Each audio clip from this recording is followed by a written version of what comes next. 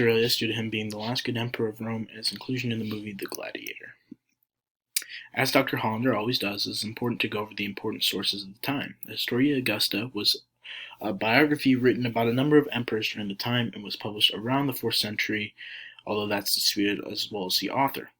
The Meditation was written by Marcus Aurelius himself and is sort of seen as a philosophical text as it includes many of his thoughts.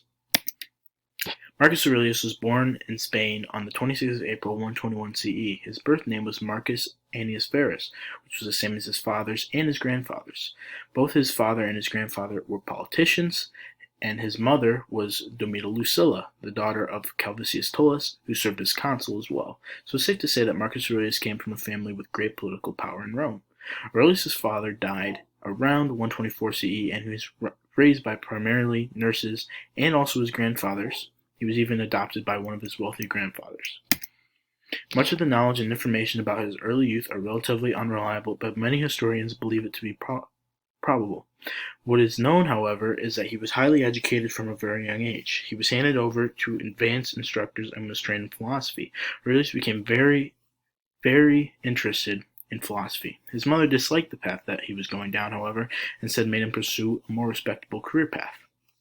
He then began to more closely study oratory to become a better public speaker. Shortly after this, he became engaged to marry Siona Fabia, daughter of the respected politician Lucius Sionas Commodus, in 138 CE.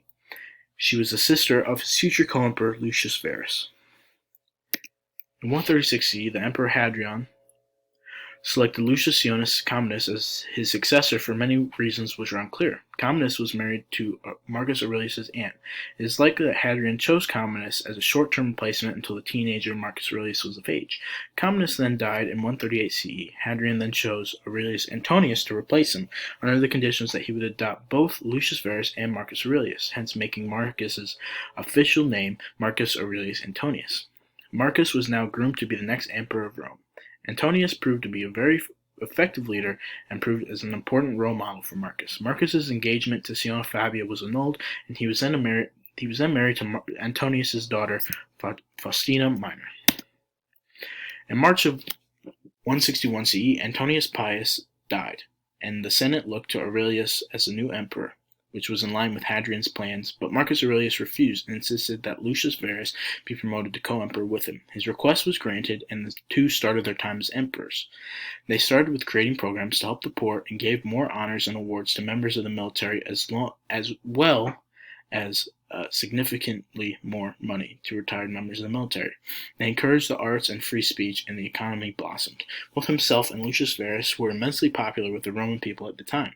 During times of war and invasion, such as the Parthian War in 166 CE, Aurelius remained in Rome while Lucius Verus went to war as a general.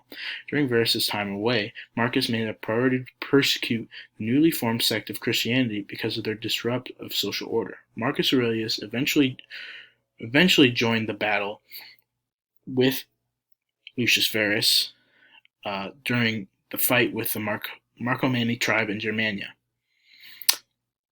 This occurred in 167 CE, and while coming back, Roman troops brought a plague that would result in the death of Lucius Verus in 169 CE.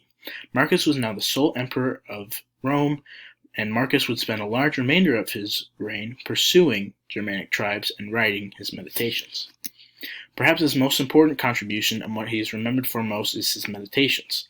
Meditations was a diary that Aurelius kept and recorded his thoughts in. Possibly the biggest and most important lesson is the Stoic view that he had of the universe and the belief that everything in life was natural and how one can find peace in that view. It is unknown how the Meditations survived, but copies were made and preserved long after his death. After a number of campaigns and victories, and after the death of his wife in 175, Marcus Aurelius eventually retired in 178 CE. He then died 2 years later and was succeeded by Commodus. He hoped that he had done a good job of raising a new emperor like Antonius Pius did before him. However, Commodus came to be one of the worst emperors in the history of Rome. Thank you.